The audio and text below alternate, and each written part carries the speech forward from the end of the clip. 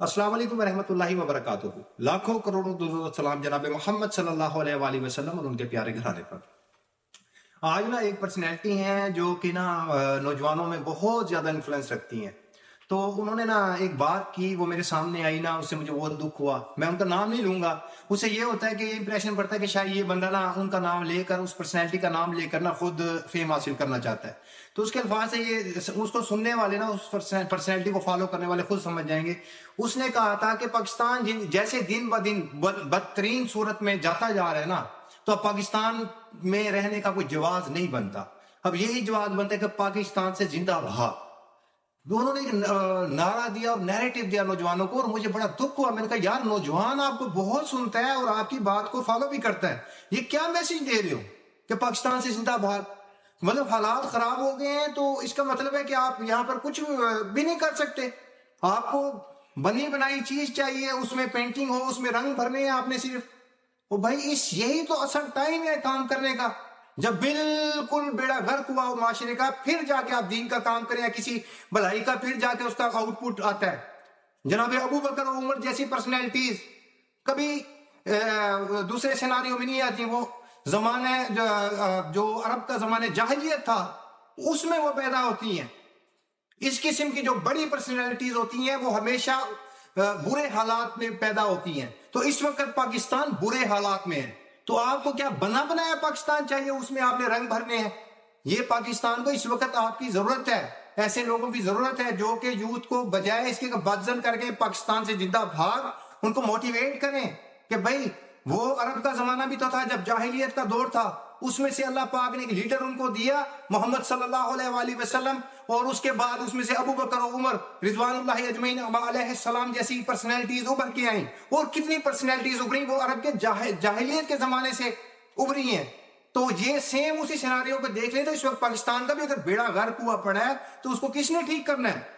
یہ ups and Downs جو ہیں، یہ اللہ کی سنت ہے۔ ایک معاشرہ نیچے جاتا ہے، پھر اوپر آتا ہے، پھر نیچے جاتا ہے، اوپر آتا ہے۔ اس وقت اسلام کی نشأت ثانیہ کا دور شروع ہو چکا ہے۔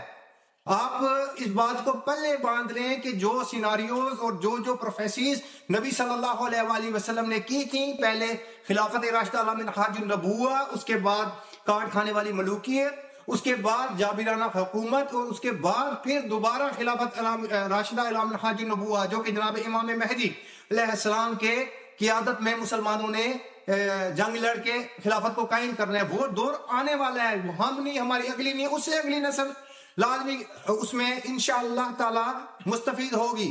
تو آپ کی کیا کنٹریبیوشن ہوگی اس میں؟ آپ نہیں تو آپ کو کون سا بیٹا جناب ابو بکر عمر کے رتبے تک پہنچنا چاہے گا؟ آپ نے کوئی کنٹریبیوٹ کیا اس چیز کے لیے کہ آپ اپنے بیٹے کی تربیت کر رہے ہیں اس لیول کی؟ آپ کا کام ہے پاکستان سے زندہ بھاگ کا نعرہ مت ماریں۔ یہ آپ نے بہت ہی زیادہ مجرمانہ فیل کیا اور مجھے اس کا بہت زیادہ دکھ ہوا ہے۔ کم از کم مجھے آپ سے یہ امید نہیں تھی کہ آپ یہ الفاظ کہیں گے، کیونکہ آپ کو نوجوان سنتا ہے اور آپ کو فالو کرتا ہے۔ آپ کو نوجوانوں کو موٹیویٹ کرنا چاہیے تھا کہ بھائی اگر یہ حالات ہیں، جتنے برے حالات ہیں، ان کے ساتھ آپ نے فیس کرنا ہے اور اس کے اندر ہی تو پرفارم کرنا ہے آپ نے۔ اگر یہ زمانے جاہلیت نہ ہوتا تو جناب ابو بکر و عمر جیسی پرسنالٹیز ابھر کے کبھی بھی نہ آتی۔ وہ زمانے جاہلیت تھا تو پرسنالٹیز ابھر آئی، ان کو لیڈر ملا اور یہ پرسنالٹیز اوپر ابھری ہیں۔ ٹھیک ہے، ہمیشہ آپ دیکھیں کہ جو بھی معاشرہ زوال کا شکار ہوتا ہے اسی سے ہی بہترین پرسنالٹیز ابھرتی ہیں۔ اب جیسے گورا ہے، اب آج کا جو گورا ہے نا، وہ جیسے پیدا ہو رہا ہے، اس کو پیدائشی اس کا حق ہوتا ہے کہ میں عیاشی کرنے کے لیے آیا ہوں۔ اسی طرح اب ہمارے جو بچے پیدا ہو رہے ہیں یا ہماری نوجوان پیدا ہو رہا ہے، وہ دب رہا ہے۔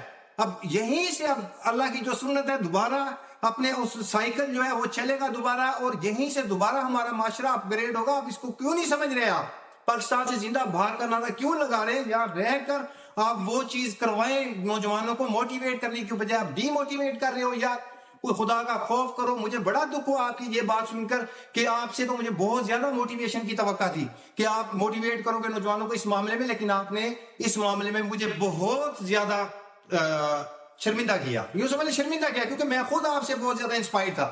تو بھائی بات یہ ہے کہ اس وقت بالکل کوئی پاکستان سے بھاگنے کی ضرورت نہیں ہے۔ آپ یہیں رہتے ہوئے اپنی جو کنٹریبیوشن ہے دین کے لیے، معاشرے کے لیے، اس کی اصلاح کے لیے، آپ اس کو کریں۔ اور پاکستان سے زندہ بھاگ کے نعرے جو بھی نوجوان ان کو سنتے ہیں، مہربانی کر کے اس کے اس نعرے کو کنڈیم کریں اور اس کو اس بات کے اوپر آگاہ کریں کہ آپ یہ غلط کر رہے ہیں. اس وقت جو انگریز پیدا ہو رہے ہیں، میں نے پہلے بتایا، وہ اس ذہن کے ساتھ پیدا ہو رہا ہے کہ میں عیاشی کے لیے پیدا ہوں. اسی سیناریو کو دیکھ لیں جیسے ہمارا زوال آیا تھا کہ جب ہم اپ ہوئے تھے، اللہ پہلے قوم کو اٹھاتے نا، جیسے ہم اپ ہوئے تھے تو اس وقت پھر ہمارا جو بچہ پیدا ہوتا تھا وہ یہی سوچ کے پیدا ہوتا تھا کہ ہم عیاشی کے لیے ہیں دنیا میں. اور اس وقت یورپ جو تھا وہ جہالت کی تاریکی میں ڈوبا ہوا تھا اور وہ پسا ہوا تھا. لیکن دیکھیں پھر اللہ پاک نے کیسے پلٹا. اب وہی یورپ ہے، وہ اوپر ہے، ہم نیچے ہیں. تو اب انگریز وہ اسی سوچ کے ساتھ پیدا ہو رہا ہے بچہ کہ میں آیا ہوں دنیا میں عیاشی کے لیے. تو اب ہمارا ٹائم ہے اپ ہونے کا. تو مہربانی کریں خدا را، پاکستان سے زندہ بھاگ نعرے سے اپنے آپ کو مستثنا قرار دیں اور یہاں پر اپنی جو کنٹریبیوشن ہے وہ کریں اور اس چیز کو اب آگے جاری رکھیں اور نوجوانوں کو موٹیویٹ مت کریں. تو یہ میرا آج کا پیغام تھا. اپنی دعاؤں میں یاد رکھیے گا. فی امان.